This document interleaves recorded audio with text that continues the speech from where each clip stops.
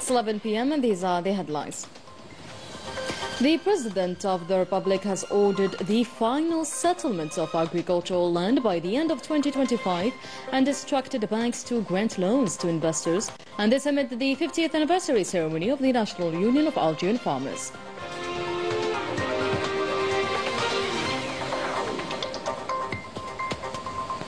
Praise and appreciation for the President of the Republic's continuous decisions supporting the agricultural sector, and we will highlight successful investment projects thanks to the local expertise using modern techniques in the manufacturing industries.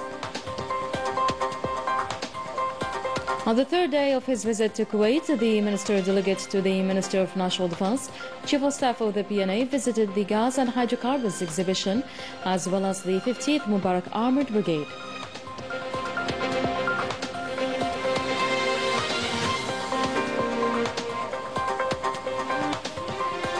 And in Morocco, the Makhzen continues to oppress Moroccan women and violates human rights.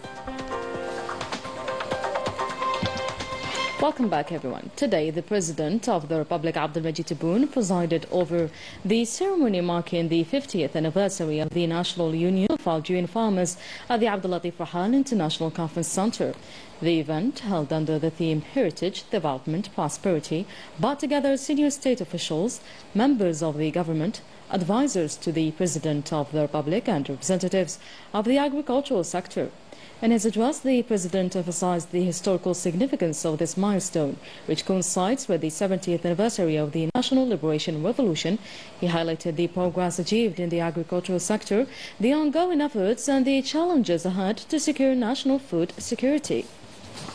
And in his speech on this occasion, the President of the Republic stated the developments achieved in the agricultural sector, as well as his commitment to making new measures for further developments contributing to food security, mentioning also the necessity of finding solutions to the red meat production. Najh.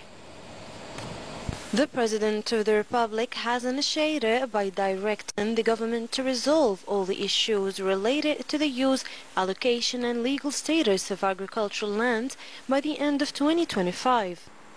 After that, he instructed banks to grant interest-free credit to the investors in storage and refrigeration in order to ensure market stability and combat speculation.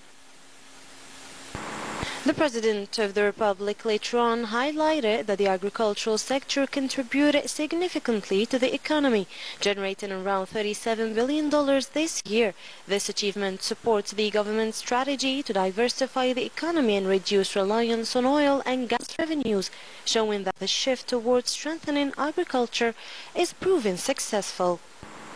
Before expressing his satisfaction with the efforts made by the investors to modernize and develop the agricultural sector, as witnessed in El Mghir town, which is an honor as it is an indicator to further development.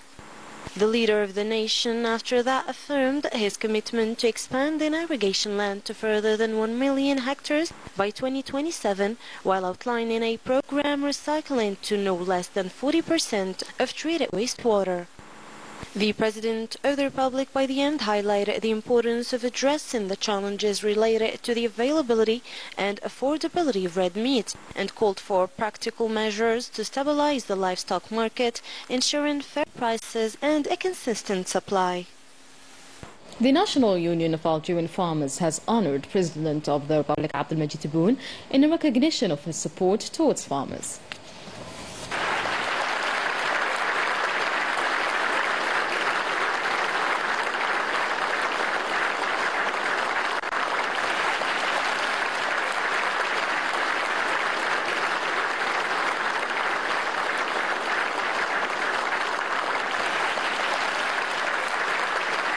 And the General Secretary of the National Union of Algerian Farmers hailed the efforts of the President of the Republic to promote the agricultural sector and support farmers. Let's have a listen.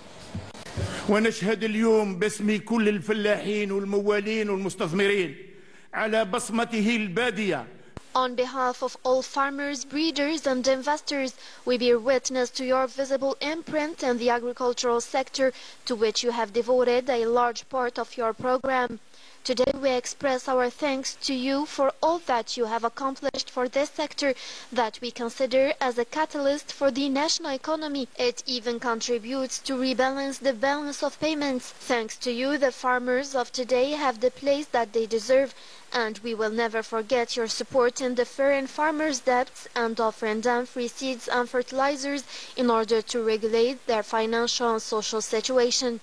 All this because you consider agricultural production and its availability as a matter of national sovereignty. Farmers, in the other hand, expressed their gratitude to the President of the Republic for his unwavering support, commending the effectiveness of the policies implemented to ensure food security. Let's have a listen. The President of the Republic reaffirmed that the agricultural land ownership issues will be solved so that the farmer works with no pressure. We thank the President of the Republic for this decision. Thanks to his decision, which we greatly salute regarding land ownership, many investors are progressing with their projects, including poultry farming projects such as mine. The desert agriculture gave an impetus to agricultural sector in the recent 4 years, especially in cereal production. I can say that more developments are on the way. We are true farmers and we always work with skill and excellence as our grandparents taught us. We thank our President for his great support to the youth for a flourishing future for our country. We salute the President of the Republic's decision regarding land ownership, also for directing banks to provide interest-free credit to investors in storage and refrigeration. In other news, and on the third day of his visit to the sister country of Kuwait, Army General Saad Shingriha, Minister Delegate to the Minister of National Defense, Chief of Staff of the PNA, and accompanied with the high-level delegation headed to the exhibition of hydrocarbons and gas, Ahmed Al-Jaber, and to the 50th Mubarak Armored Brigade. The visit began with the Ahmed Al-Jaber Hydrocarbons and Gas exhibition in the city of Al-Ahmadi, which is one of the most modern and prestigious exhibitions in the world, specializing in the field of hydrocarbons. This exhibition also represents a cultural museum that documents and traces the history of oil industry and offers an interactive experience rich in information on the history of this strategic industry in Kuwait. The Army General visited the various pavilions where he received comprehensive explanations provided by the officials of this event on the different stages of oil production and the techniques used in the extraction and refining, from the discovery of this vital resource in the state of Kuwait in 1936 to the present day.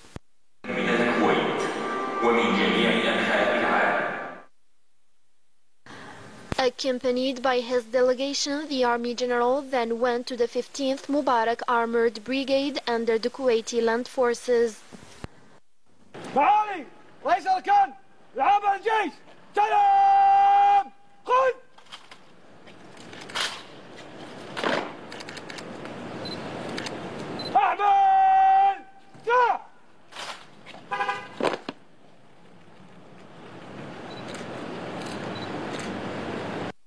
After the welcoming ceremony given by the command of this brigade, the Army General received comprehensive explanations provided by the commanders of the formations, in particular on the nature of the missions of the brigade, the training programs adopted, as well as the weapon systems made available. At the end of his visit, the Army General praised this important meeting with the Kuwaiti Land Forces, particularly its human skills and its equipment and weapons, before wishing every success to its command and its personnel.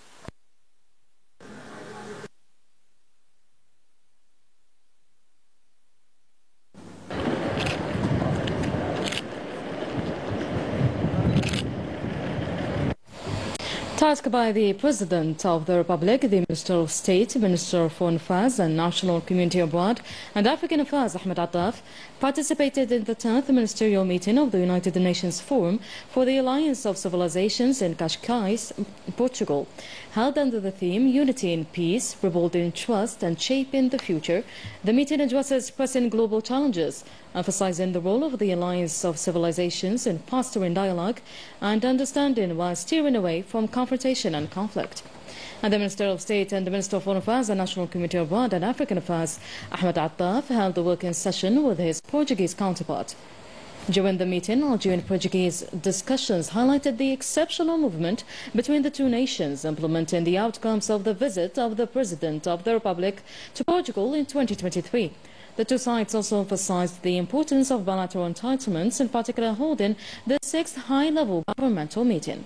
On another note, the ministers viewed this visit as an opportunity to exchange views and analyze regional and international matters of mutual concern, including the Palestinian cause, developments in the Middle East, and the situation regarding Western Sahara.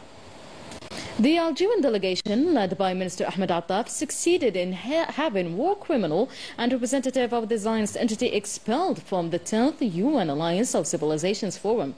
Participating delegations were shocked by her presence ahead of the forum, which aims to promote dialogue and peace. This led Algeria, along with several Arab, Muslim and Palestinian supporting countries, to demand her exclusion.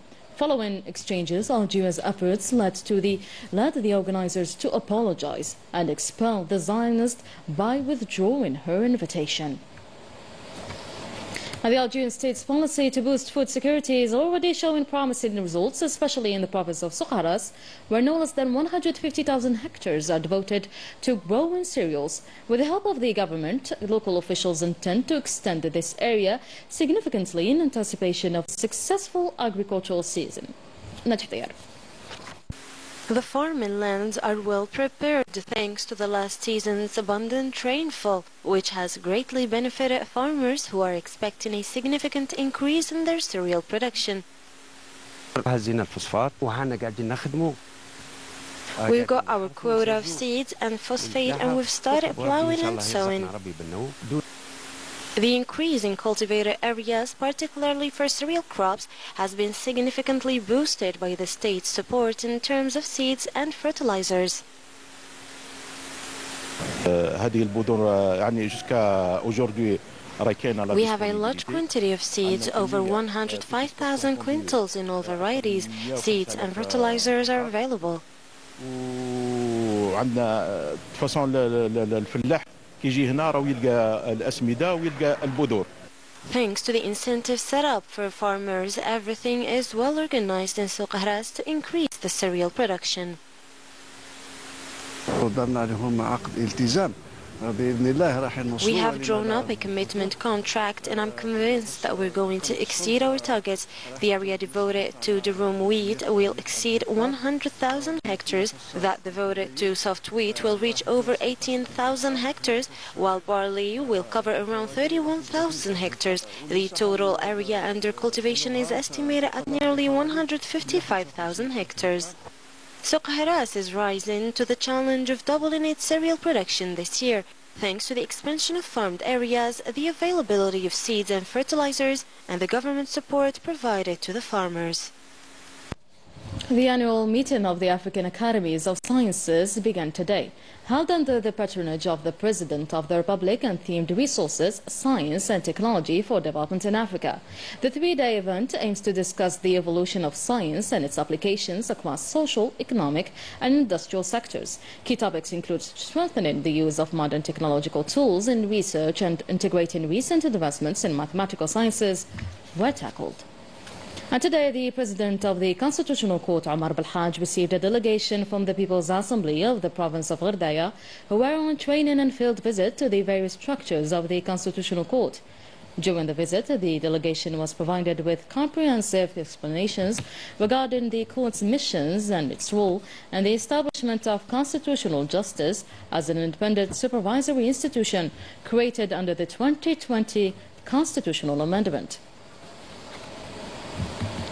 And the General Directorate of Communication of the Presidency of the Republic extends its heartfelt condolences to the family of the late Mohamed Bouzina, a journalist at the Taraf Radio, and to the entire media community, expressing the deepest sympathy and prayer to Almighty Allah to grant to the late His mercy and welcome him into His vast paradise.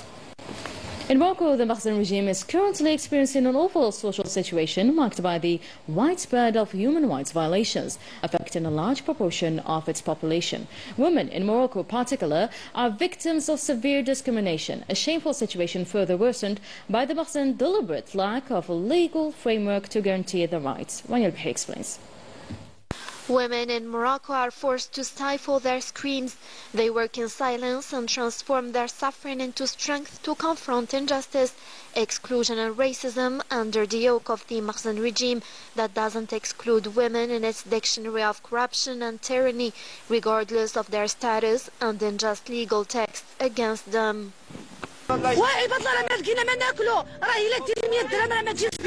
We don't find anything to eat. 100 dirhams do not buy us anything. We don't have money to educate our children.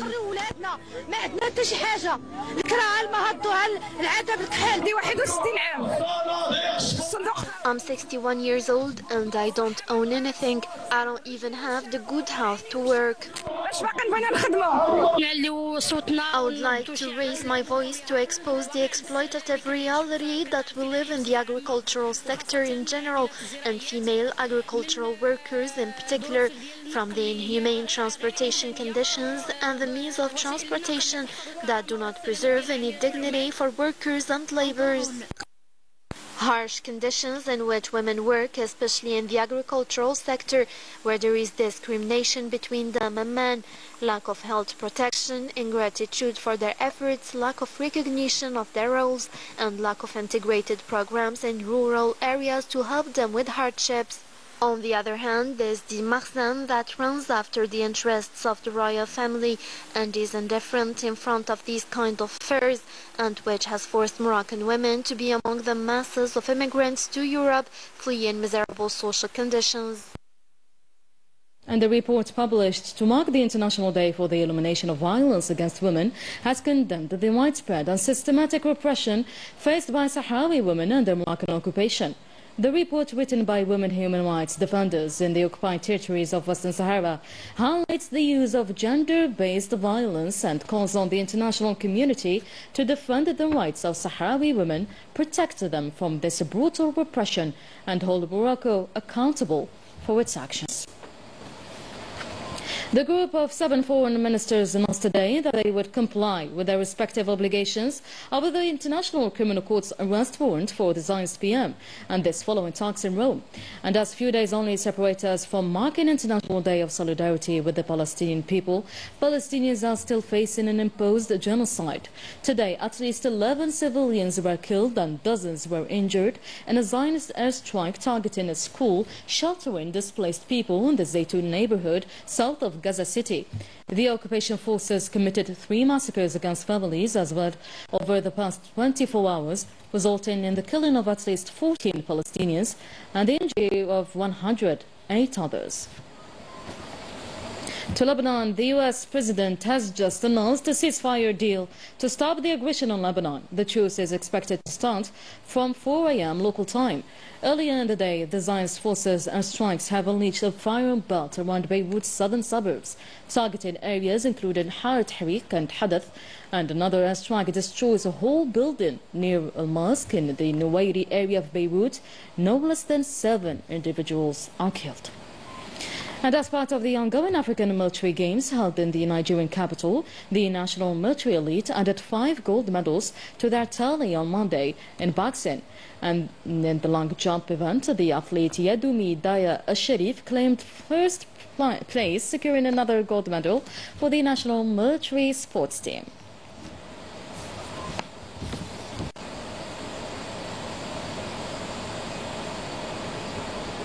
And that was it for today's news. Thank you so much for watching us. See you soon.